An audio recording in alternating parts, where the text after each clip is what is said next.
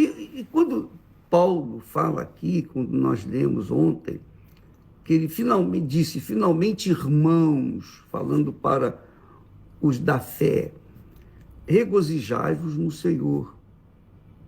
Não me aborreço, não me aborreço de escrever-vos as mesmas coisas, porque é segurança para vocês. Aí ele fala, guardai-vos dos cães, guardai-vos dos maus obreiros, guardai-vos da cortadura. Então, é obrigação nossa, como ministros de Deus, ensinar, exortar, advertir as pessoas que já foram abençoadas, que já foram até batizadas com o Espírito Santo. É obrigação nossa conduzi-las. Vocês não podem se misturar com o joio, vocês não podem se misturar com quem não se envolva com pessoas. É claro que você vai estar com pessoas incrédulas, mas não se ligue com essas pessoas, não se mantenha com essas pessoas, porque você vai colocar a sua fé, o seu relacionamento com Deus em risco. É claro que se a gente viver assim, ô bispo, a gente vai ter que viver isolado. Não é você ter que viver isolado, você tem que trabalhar, você tem que ter contato com outras pessoas que são incrédulas, mas você tem que zelar pela sua fé, pela sua pureza. Você tem que zelar pela sua santidade. Sem santidade ninguém verá o Senhor. Quer dizer, sem a pessoa estar separada do mundo, ninguém verá o Senhor. Então, você tem que estar separado daqueles que têm conversa fiada, conversa mole. Por exemplo, quando eu me converti, no meu trabalho eu enfrentei grandes problemas, grandes perseguições, porque eu queria falar de Jesus, eu queria ganhar todos eles. E eles ficavam zombando de mim. Ficavam zoando de mim. Então, mas o que eu fazia? Eu ia orar, eu ia para o banheiro, meu Deus, tem misericórdia de mim e tal, e tal, e tal. Enfim, eu entrava em contato com eles. Eu não ia discutir com eles, eu não ia discutir religião, isso e aquilo, porque se fizesse isso, aí é que eu estaria prejudicando-os mais ainda. Então, a verdade, a bem da verdade, amiga e amigo, você tem que cuidar com quem você vai estar, vai ter comunhão. É isso que eu quero dizer. Amizades, namorar, você quer namorar, você quer casar, você quer começar um relacionamento sério, compromisso sério. Dá licença.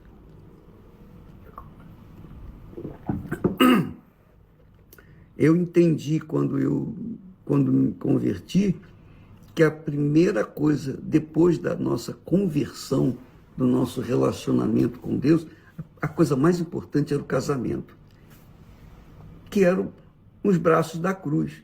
Eu tinha que me unir com uma pessoa que viesse me auxiliar, me ajudar, viesse unir forças comigo. E eu buscava, meu Deus, a pessoa que sou, quer. Então, a gente tem que se isolar dentro do possível daqueles que são incrédulos, que falam palavrões, contam piadas sujas, etc, etc, etc, e que sujam, contaminam, deixar de ver coisas, vídeos, entrar na internet para ver novidades, essas porcarias que acontecem demais dentro dela. Então, você tem que buscar coisas que vão somar na sua alma, vão acrescentar entendimento. Então, claro, você só vai encontrar isso nas pessoas espirituais, as pessoas que verdadeiramente nasceram da água do Espírito Santo, tem o Espírito Santo. E a gente tem que tomar cuidado, quando Paulo fala, cuidai, guardai-vos dos cães, dos maus obreiros, etc. Ele está falando para a gente ter o cuidado para guardar a nossa fé das doutrinas erradas que surgem nas igrejas por aí, os irmãos que estão caídos. Quando os irmãos são caídos, eles querem levar outros, eles querem pegar os irmãos de verdade e levá-los consigo. Eles não querem ir para o inferno sozinhos. Então você tem que se cuidar. Nós vivemos num mundo cão, um mundo cruel, mau, perverso. Essa é a realidade. Então, para que nós venhamos nos manter no equilíbrio da fé, para que nós possamos mantermos-nos na fé, só o Espírito Santo para nos guiar, para nos dar força, nos instruir, nos orientar, nos guiar. Só o Espírito Santo, mais ninguém. Então, não é a igreja, não é o pastor, nós trabalhamos, nós ensinamos, pregamos, ensinamos. Aqui, por exemplo, nesse caso, olha só, presta atenção, esse é um caso excelente. Eu falei ontem, nós falamos a respeito disso.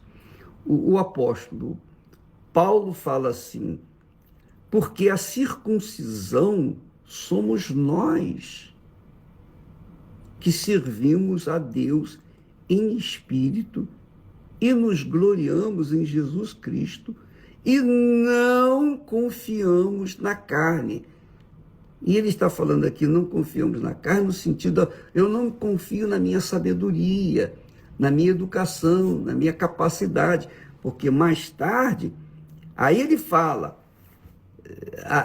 ainda que também eu podia confiar na carne, se algum outro cuida que pode confiar na carne, ainda mais eu, Paulo falando. Presta atenção. Aí ele fala da sua reputação, da sua vida. Olha só, o que ele era. Eu fui circuncidado no 8º dia, quando nasci, da linhagem de Israel, da tribo de Benjamim, uma das principais tribos de Israel. Hebreu dos hebreus, hebreu de hebreus. E segundo a lei fui fariseu. Segundo a lei fui fariseu. Era uma seita que havia entre os judeus. Ele era um fariseu. Não existe, por exemplo, o evangélico batista, o metodista, presbiteriano, universal. Então, havia uma seita, no caso era uma seita, a seita dos fariseus. Segundo o zelo, mas como ele como fariseu, ele era um homem sincero. Segundo o zelo para com a minha religião, perseguidor da igreja. Eu fui perseguidor da igreja. Segundo a justiça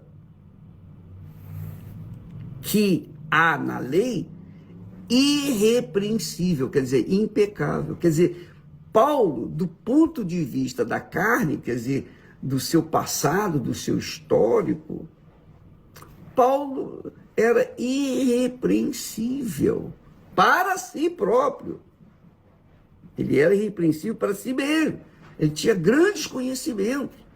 Todo o conhecimento de Paulo, que Paulo tinha, da Torá, do Velho Testamento, ele passa para a gente, agora com a visão cristã, com a visão da fé, sustentado pela fé, não sustentado pelo conhecimento bíblico. Porque tem muitos fariseus e tem hipócritas e irmãos que têm vasto conhecimento bíblico. Então, esse pessoal tem um discurso magnífico, um conhecimento extraordinário, que eu não tenho, mas não tem o Espírito. Eles não têm Espírito. Eles têm na carne, conhecimento, como Paulo era. Paulo era um perseguidor da igreja, mas ele era fiel na sua religiosidade. Então, amiga e amigo, só que Paulo era sincero e Deus o salvou por causa da sua sinceridade. Viu que ele era um homem que deu toda a sua força, colocou toda a sua força naquilo que ele cria. Quer dizer, Jesus apoiou Paulo e mostrou para ele que o Velho Testamento é sombra do Novo Testamento. Então, o Novo Testamento está apoiado no Velho Testamento. Agora, no Novo Testamento, nós temos o Espírito Santo que nos guia. No Velho Testamento, eram os profetas que tinham o Espírito Santo. Eram os profetas que tinham o Espírito Santo. Mas o povo era uma multidão, milhões de pessoas. Então, como é que o profeta ia conduzir milhões de pessoas? Então, ele dava a lei, a palavra. Ele ensinava de acordo para todos. Agora, o profeta é o próprio Deus na pessoa do Senhor Jesus. É o Espírito Santo.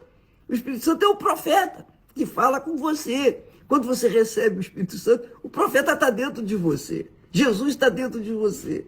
Ele que guia. Ele que dá a direção.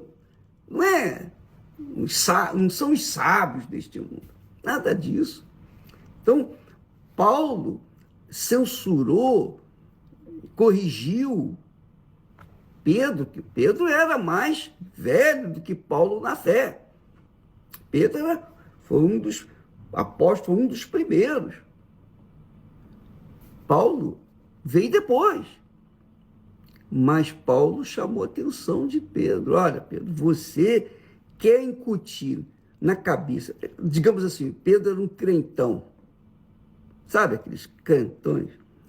Você quer incutir na cabeça desse pessoal simbolismo, costumes do Antigo Testamento, circuncisão. A circuncisão era feita como um símbolo de aliança com Deus, tinha que haver sangue. Todo o compromisso que a pessoa tem com Deus, tem que haver sangue.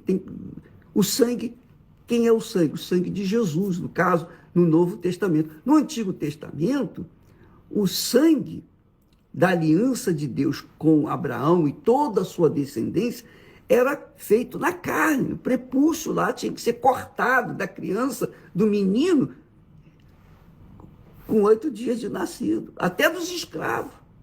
Era um sinal da aliança. Aquele sangue que corria era a circuncisão, que representa a aliança com Deus. Quer dizer, a pessoa carrega na carne a circuncisão, quer dizer, a aliança com Deus. Mas quando Jesus veio, isso acabou. A circuncisão agora é feita no coração. A pessoa sacrifica aqui dentro, sacrifica a sua vontade, sacrifica o seu eu, sacrifica a si próprio. Ela deixa de ser senhor do seu nariz para ser serva de nosso Senhor Jesus Cristo. Ela deixa de ir de acordo com a sua reputação, conhecimento e intelectualidade para se sujeitar aos ensinamentos de Jesus. Então, Paulo, então, ele diz aqui no versículo